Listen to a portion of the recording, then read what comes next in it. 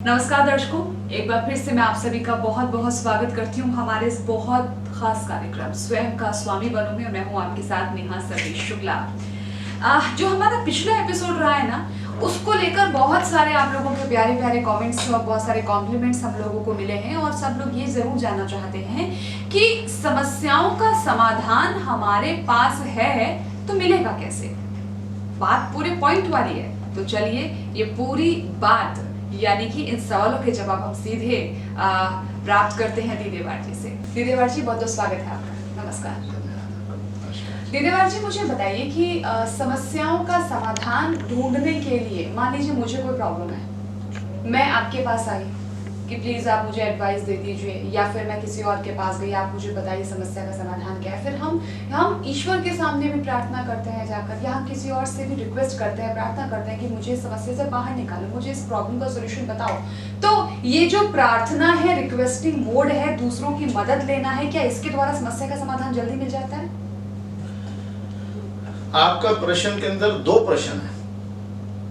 एक होता है कि मेरी समस्या है और मैं गाइडलाइन लेना चाहता हूँ। यकीनन हमें गाइडलाइन चाहिए, क्योंकि अगर मुझे कोई समस्या है तो मैं ये जानना चाहता हूँ कि इस समस्या का समाधान मेरे से बड़े लोगों से मिलेगा, तो मैं उनके पास जाता हूँ। तो गाइडलाइन है जी। और एक आपने प्रार्थना कहा है।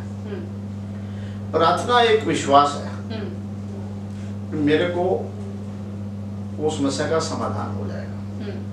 प्रार्थना भी अपने भीतर एक संदेश दे रही है। प्रार्थना हम किससे करते हैं?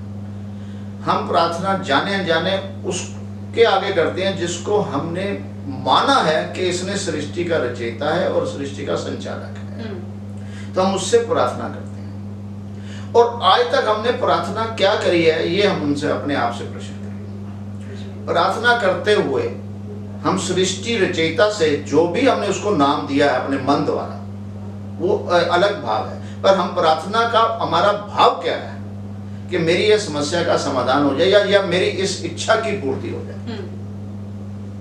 वो हम एक अनजान शक्ति को करते हैं, और अनजान शक्ति एक नियम के द्वारा दीदेवार है कि एक नियम ने, उस नियम के अंदर वो शक्ति मुझे दे रखी है और मुझे उसका ज्ञान नहीं है, इसलिए मैं अपनी शक्ति को ये मान रहा हूं कि जिसने सृष्टि रची है वही समाधान बनाएगा, जबकि उसने समाधान की शक्ति मुझे स्वयं को ऑलरेडी दे रखी है। तो उसका ज्ञान नहीं होने से मैं प्रार्थना करता हूं। तो मैं वही तो जानना चाहती हूँ आपसे कि मुझे वो सही डायरेक्शन, वो सही रास्ता, वो सही चुनाव क्या होगा मेरे लिए, और जब वो चीज मुझे मेरे अंदर है और मुझे ही पता नहीं है, मैं कैसे ढूंढूं उसे?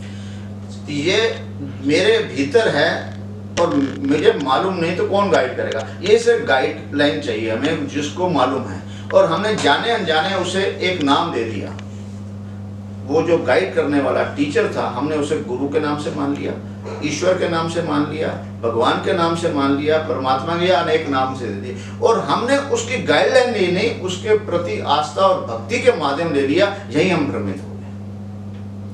किसी स्कूल के अंदर जब बच्चा पढ़ने जाता है तो वो एक विश्वास रखता है कि ये जो अध्यापक है मुझे सही गाइड करेगा, और वो पढ़ता है। पढ़ता क्या है? वो राइटर की किताब पढ़ता है, राइटर का नाम पढ़ता है, या उसके अंदर जो सब्जेक्ट है उसको समझ के विधि द्वारा उसे समझता है और उसे आ जाता है।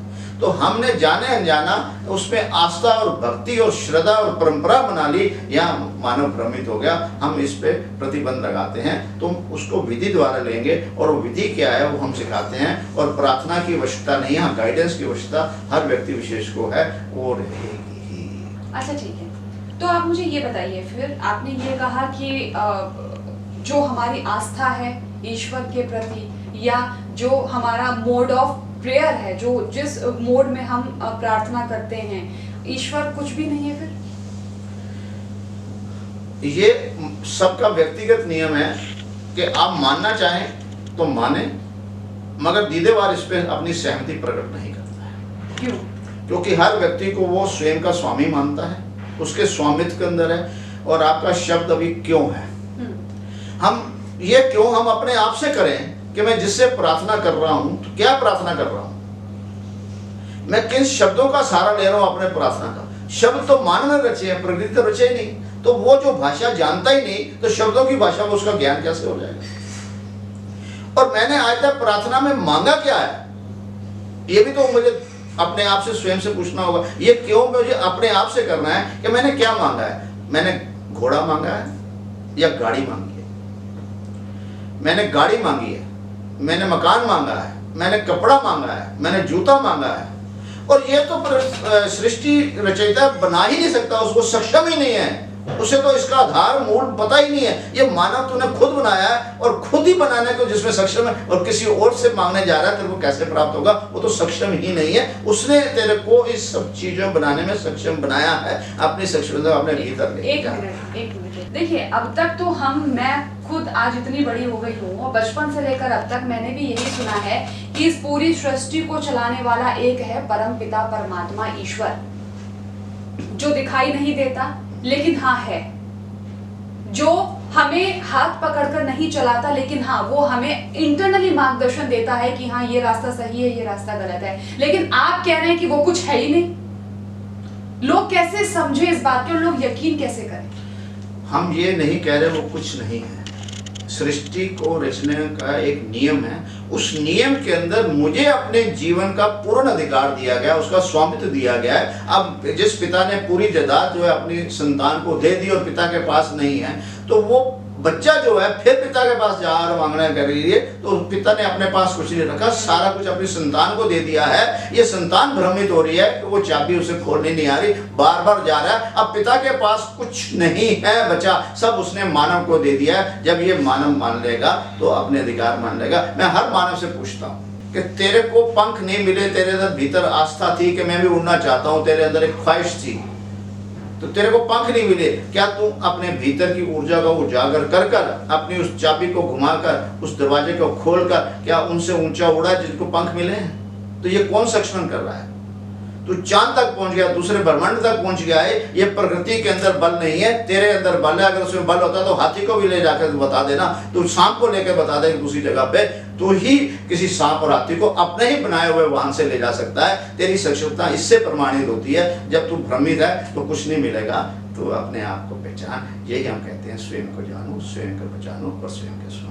तो सर आपने बहुत ही वैसे सुंदर बात कही है। वो कहते हैं ना कि बड़े बुजुर्ग जब बच्चा बड़ा हो जाता है तो उसको कहते हैं अपने पैरों पे खड़े हो, अब से तुम ही अपनी जिंदगी के मालिक बनो, खुद ही कमाओ, अपने परिवार को भी पालो, अपने बच्चों को पालो और हमें भी तुम सहारा दो।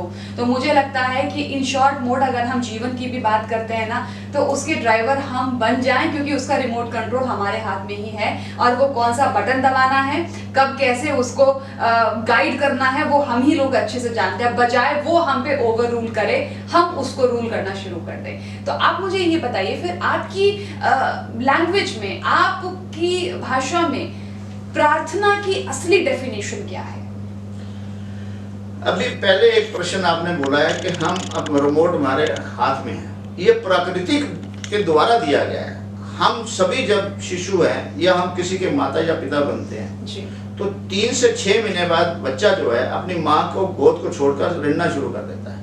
वो अर्थात ये संदेश देता है कि मैं अब इंडिपेंडेंट हूँ, मुझे किसी सहारे की जरूरत नहीं है। मगर हम बार बार वो माँ अपनी तरफ खींचती है और उसे गाइडेंस बनती है। गाइडेंस बने, वो उसका स्वामी बनने के लिए उसे पालने पोषण में स्वामित्व करता है, यहीं भ्रमित हो जाता है। जब भी ये प्रकृति ने नियम हमें बचपन से 3 या 6 महीने में ही बता दिया संदेश, मैंने उस संदेश को समझा और सबको उसका इंडिपेंडेंट कर रहा है कि वो अपने जीवन के अंदर अपना स्वामित्व करे। हाँ, गाइडेंस हम करें, केयर टेकर बने तो वो सही बन जाएगी। और ये प्रार्थना का शब्द जो है, प्रार्थना पूर्ण रूप से भ्रमित है। हम प्रार्थना कब कहाँ के लेने गया, अपने आप से प्रश्न करें कि जब जिसने जिसकी एक जगह विशेष पे प्रार्थना करी है या व्यक्ति विशेष से प्रार्थना करी है, क्या तेरी वहां पर जितनी प्रार्थना करी सभी कबूल हो गई? या जितने वो लोग थे सभी कबूल हो गई? या वो प्रार्थना जो तेरे को संतान चाहिए थी, तेरे को गाड़ी चाहिए थी, सभी ने वहां जाके करा या किसी और ने किसी और जगह पे करा? तो किसी और ने किसी और जगह उसकी प्रार्थना कबूल हुई और तेरी किसी और जगह से तेरी सारी प्रार्थनाएं कबूल है। ये भ्रमित हो गया है। एक नियम है, अनजाने में जब तूने वो नियम फॉलो कर लिया तो तेरे को प्राप्त होगी चीज। आने वाले समय में हम आपको नियम बताएंगे। प्रार्थना शब्द तेरे को कमजोर करता है और नियम शब्द तेरे को मजबूत करता है। ये तेरे को मजबूर होना है कमजोर होकर, या मजबूत होकर अपनी दिशा को दिशाहीन रह के या दिशा की ओर चलकर अपनी हर मंजिल को प्राप्त करना है, इसका स्वामी भी तू है। गाइड हम कर सकते हैं, स्वामी तू तेरा है। तूने अगर समझना है पुराने आधार पे चलना है, परंपरा पे चलना है, या बचपन से जो वातावरण दिया है उस पे चलना है, या नई शिक्षा देनी है। किसी भी पिता ने आज से 50 साल पहले मोबाइल की प्रार्थना नहीं करी, तो मोबाइल कैसे आज सबके हाथ में आया? वो मोबाइल बनाने वाला मानव है, जिसे प्रार्थना कर रहे हैं उसे बनाना नहीं आया, तो बनाया किसने है? मानव तो ने बनाया, अपनी हर चाहत को बनाने में सक्षम है। प्रार्थना निरर्थक और सिर्फ निरर्थक है, को भ्रमित और भ्रमित करने वाली है। मैं जब आपके साथ प्रोग्राम करती हूँ ना, मैं सोचने पर मजबूर हो जाती हूँ। और आपको पता है ये जो आप बातें बोल रहे हो ना, ये मेरे दिमाग में फिर घूमती रहती हैं। फिर मैं ये सोचती हूँ कि ये हो क्यों रहा है और ये क्या वाकई में ऐसा ही होता है। और मैं सीरियसली आपको बोल रही हूँ, क्योंकि प्रोग्राम करते करते मैं सोचने का आप बोल क्या रहे हैं, क्या वाकई में ये चीज़ हमारे जीवन में काम करती हैं या नहीं काम करती हैं। लेकिन जब कहते हैं जब सार समझ में आ जाता है चीज़ों का, तब चीज़ें बिल्कुल कहते हैं ना दूध की तरह सफ़ेद और शीशे की तरह साफ हो जाती हैं। सर की जो बातें मुझे सोचने पर मजबूर करती हैं, ये बात मैं पूरी श्योरिटी के साथ बोल सकती हूँ कि आपके साथ भी ऐसा ही हो रहा होगा। तो ये खलबली अपने अंदर मचा के जरूर रखिए, क्योंकि हमें भी ये बात जानने का हक है कि हम इस दुनिया में क्यों आए हैं। सिर्फ खाना खाने, सोने, नौकरी करने, 2-4 हंसी मजाक करने, जीवन इससे पूरा नहीं होता। जीवन असल जीने की परिभाषा क्या है? आप खुद के स्वामी कैसे बन सकते हैं? जैसे कि अभी बहुत ही प्यारा एग्जाम्पल दिया कि एक माँ जब बच्चा बड़ा होता जाता है उसके पीछे पीछे भागती रहती है, उसको समझाती है कि देखो ये मत करो, देखो वो मत करो, और बच्चे ने करना वही है जो उसकी समझ में आता है। हम उसको गाइड कर सकते हैं, चाहे वो जीवन का कोई भी व्यक्ति, कोई भी हमारा कोई भी रिश्ता क्यों ना हो।